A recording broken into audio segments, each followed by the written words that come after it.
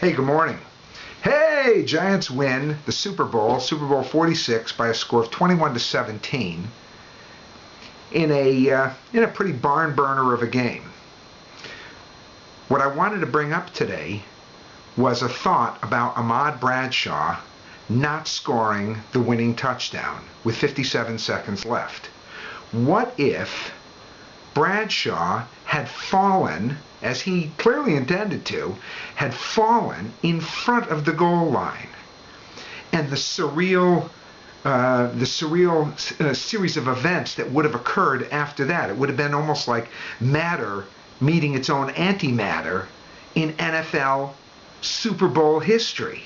I don't know that the world would have come to an end or the universe would have come to an end, but clearly the universe of the NFL would have been altered by this surreal event that would have taken place in the next minute. Think about it.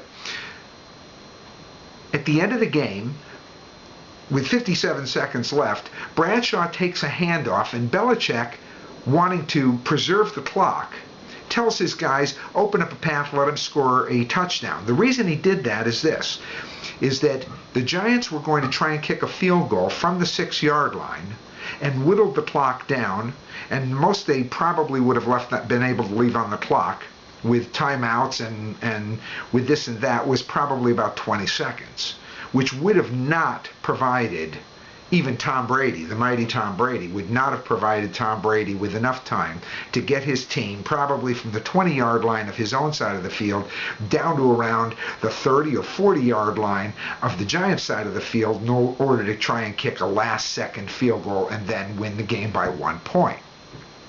Had the Giants kicked their field goal. Instead, Belichick says, tell you what, why don't we just let them score the touchdown? We'll get the ball back with around a minute to go, and this would not be the first time that Tom Brady marched his team down with a minute to go and won the game with a game-winning touchdown. Here is the surreal what could have been, the great what if. If Bradshaw had fallen in front of the goal line, the Patriots would have used their timeout, and now on the next play you would have seen roles reversed. You would have seen the Patriots trying to get the Giants to score a touchdown, and the Giants doing everything they could to keep from scoring a touchdown. It would have almost been like matter meeting its own antimatter. Everybody would be standing around waiting for somebody else to do what they're not supposed to do. There's a great little scene in the movie Sergeant Bilko with Steve Martin where he pays off one boxer to take a fall, but the money inadvertently goes to the other boxer who figures they want me to take the fall, and they're standing around in the ring and nobody's hitting, nobody's swinging because both guys figure they're supposed to take the fall. He says finally, out of sheer boredom, somebody swings and both guys go down. This would have been a surreal moment. Had Bradshaw took the handoff and started running through, not expecting the Patriots to try, just to step back and let him through. The sheer momentum of his body and his speed and what he's been trained to do allowed him to get to the goal line, where then he cramps up, goes into almost fetal position, and just rolls like a slug backward into the goal, completely not anticipating that he was being let through.